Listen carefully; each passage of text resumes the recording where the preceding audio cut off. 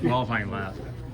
Qualifying was good. Anytime you can get kind of in those top 8-10 spots, you get a good pit selection. So overall, successful day.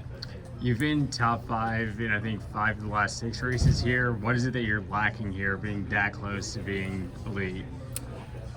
Just really lacking speed in the second half of the race to the Hendrick and 12 car. I mean, that's essentially kind of it, and I'm the next in line on speed. So, we made some big changes for this race and see how it goes. Denny, for the new fan out there, 400 laps, 500 laps, they see it on the TV. Doesn't look like a grind. Tell the average race fan how much of a grind this track is. Yeah, I mean, just running 60 laps in practice is, will take your breath away a little bit. It is. It's one of the most physically, tough tracks that we go to. Not because of the G loads or anything like that. It's just how much concentration it takes. You're shifting multiple times per lap.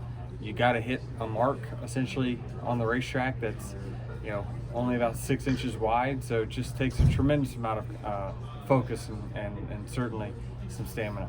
You look at the standings. It seems like Hendrick, Gibbs, 2311. I didn't throw Penske in there a little bit too.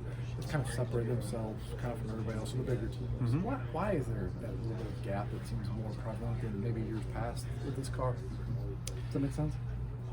Yeah, I mean, I think I think that there's parity, but I also think that they have, I don't know about the best people. I can't really speak to that, but they got, in my opinion, the best drivers, and in a car that essentially is close for everyone. The drivers are gonna make the difference, and if you create a big enough sample size, that's why it's always been the big 3, and then there's been a gap to everyone else. I think that 2311 definitely deserves to be in that picture now, with the performance that they have week in, week out. They're not run pretty decent this week and then they suck for 2 weeks. Like, they're good every week. How, when you look at this track, how hard is it now as opposed to how it was in the beginning to find the sweet spot? You were always so good at a track like this. With the new car, it's so much harder. How hard? It's just tighter. Myself and Jimmy and Jeff just had such a huge gap on everyone else in the field with technique, setup, whatever it might be. It just we had a gap, and that just went away. As we had data sharing and whatnot. Anybody can see how I approach this racetrack, so there's no secrets anymore.